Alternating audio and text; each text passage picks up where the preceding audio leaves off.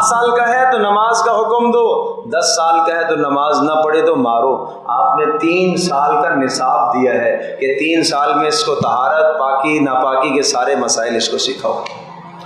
جانتا ہے جوان آج 10 سال میں، آج میرا بچہ 10 سال میں جانتا ہے نماز کے فرائض کو، نماز کے واجبات کو، طہارت کو جانتا ہے، پاکی کو جانتا ہے، غسل کے واجب ہونے کو میرا بچہ جانتا ہے۔ ہاں، نہیں جوانوں کو پتہ، نہیں پتہ بھائی۔ اس لیے سوچنے کی بات ہے، سوچنے کی بات ہے، سمجھے بھائی؟ اسی مسجد کی بات کہہ رہا ہوں، اسی مسجد کی بات بتا رہا ہوں۔ بالغ لڑکے میرے پاس 2 آئے، ایسی کوئی بات چلی، کوئی بات پوچھی، میں نے کہا بیٹا تم بالغ ہو گئے ہو نا، ہوشیں نظر آ رہی ہیں، داڑھی نظر آ رہی ہے، بالغ ہو گئے ہیں، 17 سال کی ہے۔ تو میں نے کہا بیٹا بالغ ہونے کے بعد غسل واجب ہوتا ہے، تمہیں پتہ ہے؟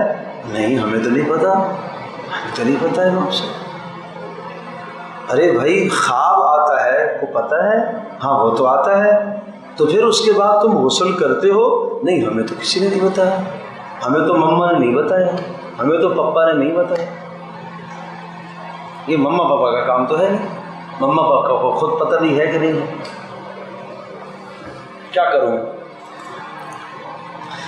اور ایک بزرگ مجھے ملا، 60 سالہ ایک بزرگ مجھے ملا، اور میں نے غسل کے مسائل بیان کیے، اور یقین جانیے وہ کہنے لگا مجھے آج پتہ چلا ہے کہ بیوی سے ملاپ کے بعد غسل فرض ہوتا ہے۔ میں نے کہا تو کیا کرتا تھا؟ کہتا میں یہاں سے نیچے نیچے دھو لیتا تھا۔ یہ ہمارا معاشرہ ہے، یہ مسلم معاشرہ ہے بھائی، یہ کوئی میں آپ کو امریکہ کی بات نہیں بتا رہا، یہ پاکستان کی بات بتا رہا ہوں، یہ اسلامی جمہوریہ پاکستان کی بات بتا رہا ہوں۔ اس بے دینی کو کون ختم کرے گا؟ اس بے دینی کو کون ختم کرے گا؟ معاشرے پر کون محنت کرے گا؟ کون جوانوں کو دین سکھائے گا؟